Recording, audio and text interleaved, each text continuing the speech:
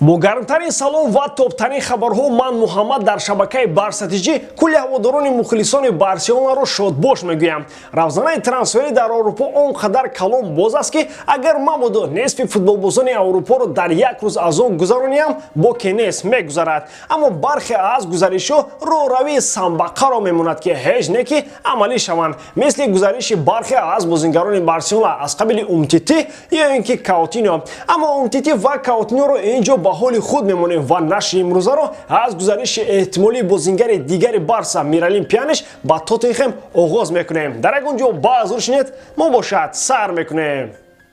Мунтахаби Аргентина бо сарварии Месси имшаб бо тими Эквадор дар доираи бозиҳои Копа Америка рақобат мебандад. Ин мусобиқа барои Лео охирон шанс аст ки бо тими Аргентина ҷоиза ба даст биёрад. Ширкати 1x низ ба ғолибияти аргентиниҳо боварӣ доранд. Аз сабаби ки онҳо фаворит ҳастанд, коэффициенти паст доранд. Барои коэффициенти баланд ман дар он 10,000 ставка мемонам ки Аргентина дар якум тайм ғолиб мебарояд бо коэффициенти 2,118. Шумо метавонед аз хизматрасониҳои 1x истифода бурда бо промокоди барсатиҷӣ дар аввалин пардохт соҳиби $100 гардед. Ссилкаи бозӣ дар комментарияи ин видео. ҳанӯз сару садоҳо дар бораи ба Ювентус баргаштани Миралим Пьяниш хомӯш нашуда, овозаи гузариши ӯ ба Тоттенхем Каталонияро паҳн кард. Чунончи дар нашрҳои пешин гуфтем, Массимилиано Аллегри сармураббии тозатаини Ювентуси Турин ба баргашти Пьяниш завқманд аст, аммо ҳанӯз дар ин масъала чандон рӯшанӣ ба чашм намерасад. Шояд барои ҳамин бошад роҳбарияти Тоттенхем мехоҳад Миралим Пьянишро ба Англия биёрад, аммо фақат барои иҷора. Директори варзишии клуби англисӣ Фабио Паратичи дар бораи иштиёқмандии даста банди муҳофизатгари Барселона хабар додааст. Аслан Ювентус ҳам ӯро ба иҷора гирифта нест, аммо иллат ин аст ки маоши Пьяниш хеле калон аст ва дар ҳоли буҳрони на Тоттенхем ва на Ювентус нияти пардохти пули калонро ба ӯ надоранд. Ювентус бошад то фурӯхтани Роналдо имкони гуфтушунидҳоро бо дигар бозингарон барои худ маҳдуд кардааст. Пьяниш бошад чандон хоҳишманди рафтан ба Тоттенхем нест. Варианти баргашт ба Турин барои ӯ беҳтар аст ва бо эҳтимоли зиёд ӯ аз баҳри пешниҳоди Тоттенхем мегузарад.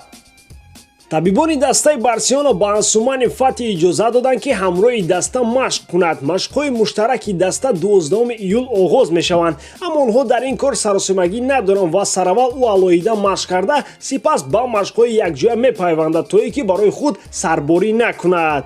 дар ҳамин гирӯдори рафту омадҳони бозингарон ақаллан як хабари хуш буда метавонад. Аслан Ансу Фати дар рӯйхати бозингароне ки ин тобистон Барсаро тарк мекунад ҷой надорад ва барои ҳамин соқу солим будани ӯ барои даста хеле аҳамияти калон дорад. Дар давоми табобати зону Фати каме вазнам гирифтааст ки онро бояд партояд. Барои ҳамин ӯ худро пурра ба раванди махш дода мехоҳад то оғози чемпионат пурра омода бошад. рости ҳамин раванди гуфтушунид бо Месси оид ба тамдиди шартномаи ӯ аз Миннаи опера ҳам гузашт. ҳар рӯз як хабари нав. 30 июн боша шартномаи ӯ расман бо Барселона ба поён расид ва акнун агенти озод аст. ҳарчанд ки дар як суҳбати охири худ Жоан Лапорта гуфта буд ки эълони тамдид шудани шартномаи нав ё дар рӯзи зодрӯзи ман ё дар рӯзи зодрӯзи Месси эълон мешавад. ҳар ду зодрӯзҳо ҳам гузаштанд. соҳибҷашнҳо тӯҳфаҳои худро гирифтанду аз шартнома гуфти бобои ғулом на пай асту на ҳайда. Месси дар Копа Америка асу Лапорта дар Испания ва бобои ғулом дар Тоҷикистону дар Россия. Аммо тоқати Лапорта ҳам тоқ шуда ахиран бархе аз ҷузъиёти баста нашудани ин шартномаро гуфт. Ба гуфти ӯ ҳар дастаи Ла Лига ҳадди пардохти маоши бозингаронро дорад ва дар сурати пеш омадани мушкилоти молӣ он ҳад 1 ё 2 дараҷа поён мефарояд ки Барселона ҳам истисно нест. Зеро буҳрони иқтисодии даврони пандемия моро ба чунин ҳолат овард ва дар ин сурат агар хароҷотро кам накунем, пас он аз даромади мо зиёд мешавад. Дар ҳақиқат хароҷоти Барселона аз ҳисоби маоши бозингарон аз даромадҳояш зиёдтар гаштааст. Лапорта мегӯяд ки фонди маоши бозингарон 110%-ро ташкил мекунад. Ин дар ҳолест ки Ла Лига фақат 70%-ро тавсия медиҳад. Барои ҳамин бо Матеос шартномаро якҷониба қатъ карданд ва умуман ба гуфти Лапорта барои кам кардани сарбории иқтисодӣ бояд аз баҳри чанд бозингар гузашт. Беин ҳам дар Барселона айни замон 29 бозингар фаъолият дорад ки бар тибқи меъёри мавҷудаи Ла Лига бояд 25 нафар бошад. Дар ин сурат Барселона наметавонад чунин шартномаи гаронарзишро ба имзо расонад. Ана барои ҳамин дар тамдиди шартномаи Месси мушкилӣ пеш омадааст. Зеро бо назардошти мавҷудияти ин қадар маошҳои калон, хароҷоти даста аз даромадҳояш дида зиёд хоҳад шуд. Ман ростӣ ба ҳамин номардии шайхҳои араб як бори дигар тан додам. Мегӯед чаро? Ҳозир мефаҳмонам. ана айнан дар ҳамин мушкилие ки Лапорта намедонад сарашро дар куҷо занад, ПСЖ боз мехоҳад ба Месси шартномаи пешниҳод кунад ки 1 баробар аз шартномаи пешниҳод мекардаи Барселона зиёдтар аст.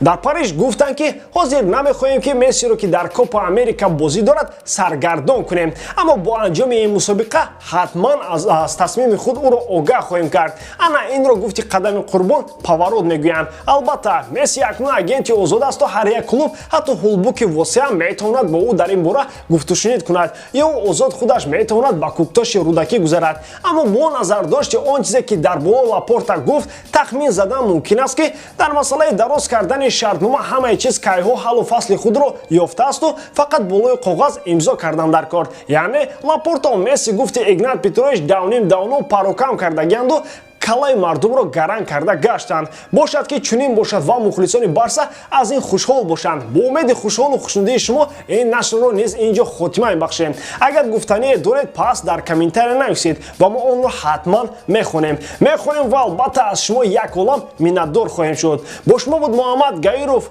Хай дар панои Аллоҳ.